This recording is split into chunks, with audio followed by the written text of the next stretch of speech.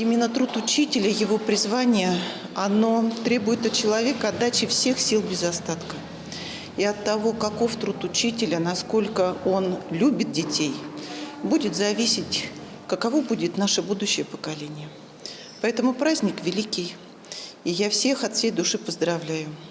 Учителя, наверное, это те люди, которые, видя радость в детских глазах, находят в себе силы в любое время не только быть молодым душой, но и мудрой.